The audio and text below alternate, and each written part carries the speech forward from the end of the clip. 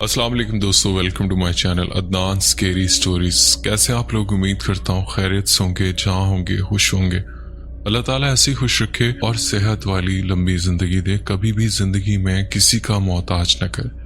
जितने लोग परेशान हैं अल्लाह ताला उनकी परेशानियाँ दूर फरमाए, जितने लोग बीमार हैं अल्लाह ताला उन्हें सेहत दे, और जितने लोग इस दुनिया से रुखसत हो चुके हैं अल्लाह ताला उनकी बख्शिश फरमाए। ये मेरी दुआ है आप लोगों के लिए, और मुझे भी अपनी दुआओं में याद रखा करें। एक छोटी सी बात आपसे शेयर करना चाहता हूँ। काफ़ी लोग मुझे स्टोरीज तो भेज देते हैं, लेकिन बहुत टुकड़ों टुकड़ों में वो स्टोरी मुझे भेजते हैं। आप लोगों से रिक्वेस्ट है कि उसे एक दफ़ा में पूरा टाइप करके भेज दिया करें। तो सीन ये है कि मैं आप लोग जो मुझे स्टोरीज भेजते हैं उसमें भी मैं सिलेक्टेड स्टोरीज शेयर करता हूँ। मेरी एक टीम मेंबर और हैं जो कि बहुत टाइम से मेरे साथ काम कर रही हैं। जब आप लोग मुझे स्टोरीज भेजते हैं तो मैं उसे बिना पढ़े बिना सुने उसे मैं फॉरवर्ड कर देता हूँ उनको। वो उसे प्रॉपर राइटिंग में करके मुझे भेज देती। तो ये मैसेज उनकी तरफ से, क्योंकि वो बहुत ज़्यादा परेशान थी, उन्होंने कहा ये मैसेज मेरी तरफ से आप अपनी ऑडियंस को दीजिएगा। तो जब भी आप लोग स्टोरी शेयर करें तो एक साथ पूरी स्टोरी टाइप कर दिया करें। तो ज़्यादा वक्त ज़ाया नहीं करूँगा, चलते हैं अपनी स्टोरीज की तरफ। पहली स्टोरी हमें आदिल ने बहरीन से शेयर की है। बाकी 3 स्टोरी जो मैं आपसे शेयर करने वाला हूँ, ये स्टोरीज उन्होंने इस शर्त पे शेयर की हैं कि उनका नाम शेयर ना किया जाए। तो चलते हैं अपनी स्टोरीज की तरफ। अस्सलाम वालेकुम अदनान भाई, कैसे हैं आप? मेरा नाम आदिल है और मैं बहरीन से हूँ। ये कहानी 1 साल या 1.5 साल पहले की। मुझे एडवेंचर और छोड़े हुए घर या फ्लैट्स की खोज लगाने का बहुत शौक है। मैं कई बार जा चुका हूँ अपने दोस्तों के साथ। इस बार होता ये है कि मैं और मेरा भाई, मेरे 2 कज़न, हम एक प्राइवेट हाउसिंग कम्युनिटी जाने का प्लान बनाते हैं रात को। हमने सुना था कि ये घर 50 साल से ज्यादा अरसे से छोड़े हुए हैं। उस कम्युनिटी में किसी को भी इजाजत नहीं है जाने की, सिवाय उन लोगों के जो वहां रहते हैं, या अगर कोई आपको दोस्त हो या रिश्तेदार हो। रात के 10 बजे के बाद उधर कोई भी दाखिल नहीं हो सकता। खैर, हम लोगों ने एक दूसरा रास्ता अख्तियार किया वहां से जाने का। मैं ये बताता चलूं कि ये हाउसिंग कम्युनिटी जो है, इसमें तकरीबन 20 से ज्यादा घर है, 1 मंजिल के आम घर हैं। उन घरों के सामने एक बड़ा सा चर्च भी है। तो होता यह है कि हम लोग वहां पहुंचते हैं एक एक घर के पास। ये इलाका बिल्कुल अंधेरे में था, कोई रोशनी नहीं थी।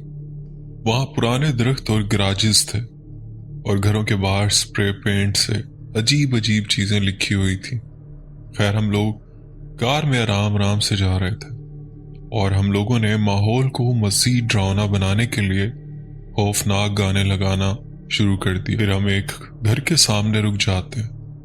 मैं सबसे कहता हूं कि चलो एक साथ एक घर में जाते हैं। उस घर के दरवाजे खुले हुए थे और खिड़कियां खुली हुई थी, और कुछ टूटी हुई खिड़कियां थी। खैर, हम लोग अंदर दाखिल होते हैं। जैसा कि अमूमन बहुत अंधेरा था, और हम लोगों ने अपने अपने फोन की फ्लैश लाइट खोल रखी थी।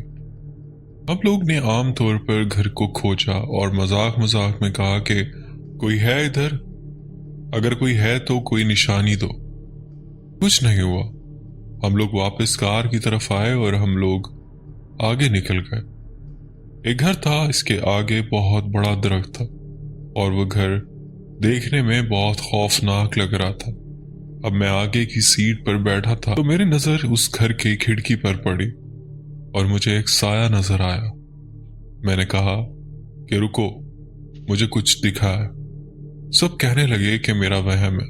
मैंने कहा कार रोक दो, मुझे देखने दो। कुछ मिनट हम लोग रुके रहे, कुछ नहीं हुआ, तो मुझे लगा कि शायद मेरा वहम है। हम लोग आगे की तरफ निकलते हैं और खोज लगाकर वापस आ जाते हैं घर। यहाँ से कहानी दिलचस्प होती है। होता यह है कि मेरी आदत है रात रात तक जागने की।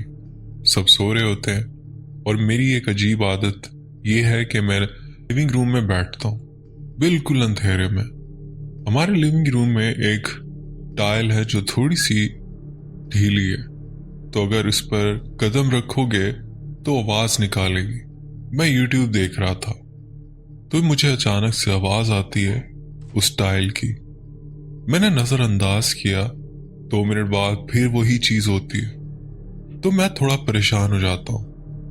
मैं उठकर जाकर देखता हूँ तो कोई नहीं होता। मुझे अपनी बहन के कमरे की रोशनी नजर आती, तो मुझे लगा शायद वो किचन गई होगी। मैं जाकर पूछता हूँ कि किचन गई थी, तो कहती है कि नहीं। यहाँ मुझे थोड़ा शक हुआ कि जो मैंने ये साया देखा था वो मेरे साथ घर तक आ गया। लेकिन अदनान भाई, मैं अल्हम्दुलिल्लाह हर रात को तहज्जुद की नमाज पढ़ता हूँ और आयतुल कुर्सी पढ़ता हूँ और मुझे डर नहीं लगता। फिर मैं किचन में जाता हूँ और मेरी आदत है कि मैं किचन का दरवाज़ा बंद कर देता हूँ।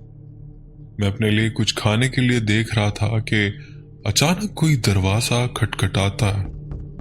अब यहाँ मैंने जवाब नहीं दिया, क्योंकि जिसको आना होगा अंदर वो आ जाएगा।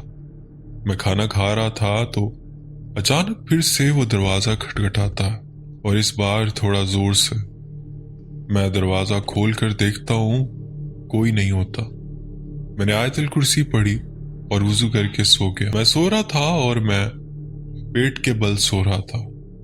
अचानक से मुझे बहुत भारी महसूस होता है मेरी पीठ पर, जैसे कोई मेरे ऊपर बैठा। उस वक्त मुझे एक ख्वाब भी आया था जो मुझे आज तक याद है।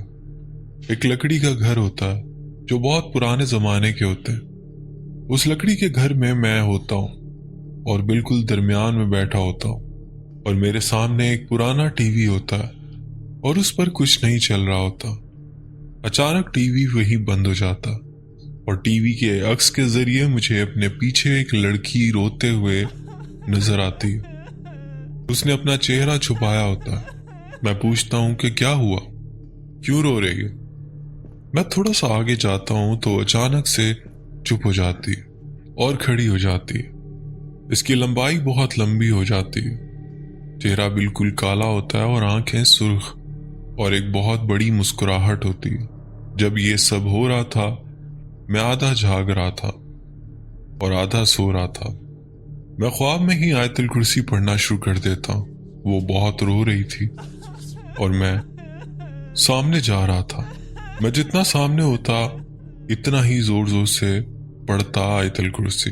उस सब के दौरान मैं अपने आप को सुन सकता था कि मैं आयतुल कुर्सी पढ़ रहा हूँ। आहिस्ता आहिस्ता जो वजन था वो कम होता गया और मैंने शुक्र किया।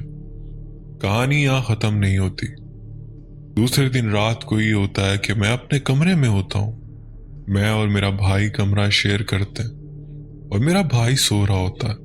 अचानक से मुझे आवाज़ आती है कि मेरे सामने वाली दीवार को कोई नोच रहा है। मैंने एकदम से वीडियो ले ली और सुबह अपने भाई को दिखाई। पूरा दिन कुछ नहीं हुआ। फिर उसी रात को मेरे भाई के साथ एक वाक़या होता है कि फजर की अजान से पहले उठते हैं और तहज्जुद पढ़ते हैं। उस दिन पता नहीं क्या हुआ लेकिन कोई नहीं उठा। मेरे भाई के साथ एक हादसा हुआ, ये कि वो कहता है कि उसको अजान की आवाज़ आई थी लेकिन वो होश में नहीं था।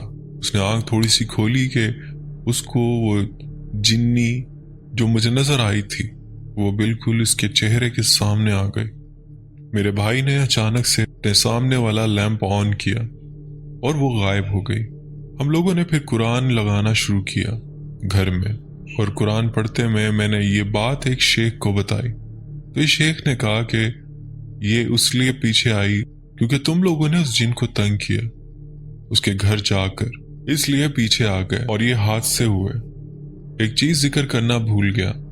मैं एक रात जिसमें जिनकी मौजूदगी महसूस हुई, मेरे कमरे में वाईफाई है और सिर्फ उसकी रोशनी जल रही होती है।